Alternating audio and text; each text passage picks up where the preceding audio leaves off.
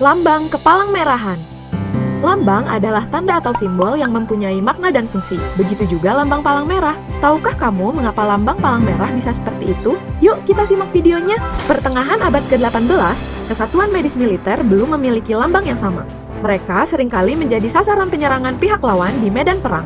Tahun 1864, konferensi diplomatik di Jenewa, Swiss, mengadopsi lambang palang merah dengan latar belakang putih sebagai lambang pembeda bagi Kesatuan Medis Militer. Lambang ini untuk merefleksikan kenetralan dan menjamin perlindungan terhadap kesatuan tersebut. Tahun 1876, Kerajaan Ottoman Turki menggunakan lambang bulan sabit merah sebagai pengganti lambang palang merah. Tahun 1929, konferensi diplomatik mengadopsi bulan sabit merah dan singa matahari merah sebagai tanda pembeda atas permintaan Turki, Persia, dan Mesir.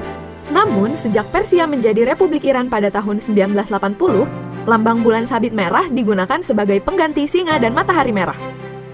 Sebagai penutup usulan lambang, tahun 2005 disahkan Protokol Tambahan 3 tentang lambang kristal merah yang berstatus sama dengan dua lambang sebelumnya. Sejauh ini ada 157 negara menggunakan lambang palang merah, 34 negara menggunakan bulan sabit merah, dan 1 negara menggunakan kristal merah.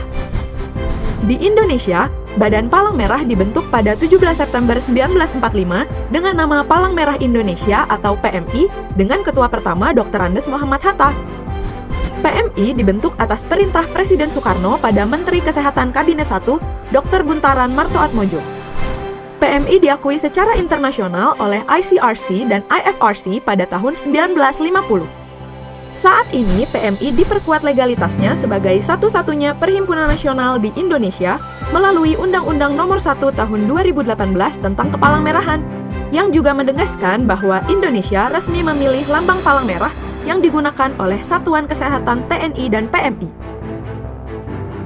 Sesuai dengan undang-undang tersebut, lambang palang merah berfungsi sebagai tanda pelindung dan tanda pengenal, serta lambang PMI yang digunakan hanya oleh Perhimpunan Nasional PMI. Tanda pelindung digunakan saat konflik bersenjata oleh Satuan Kesehatan TNI. Dapat juga digunakan oleh tenaga kesehatan, rumah sakit, dan sarana transportasi sipil setelah mendapat izin dari Panglima TNI. Sedangkan tanda pengenal berfungsi sebagai penanda personel, kendaraan, dan tempat dari lembaga resmi yang melakukan pertolongan dan bantuan pada saat kerusuhan dan gangguan keamanan. Pengguna selain PMI harus seizin tertulis dari pengurus pusat PMI. Pengaturan lambang dalam undang-undang memberikan perlindungan dan akses yang lebih luas dalam memberikan bantuan pada masyarakat bagi PMI atau pihak lain yang berpartisipasi. Penyalahgunaan lambang palang merah oleh individu, kelompok, lembaga, organisasi, dan korporasi untuk mencari keuntungan dapat dikenakan sanksi penjara maksimal 10 tahun dan denda pidana maksimal 10 miliar rupiah. Undang-undang Kepalang Merahan ini tidak melarang atau membatasi masyarakat dalam melakukan kegiatan kemanusiaan. Undang-undang ini khusus untuk mengatur penyelenggaraan Kepalang Merahan yang dilakukan oleh PMI bersama masyarakat.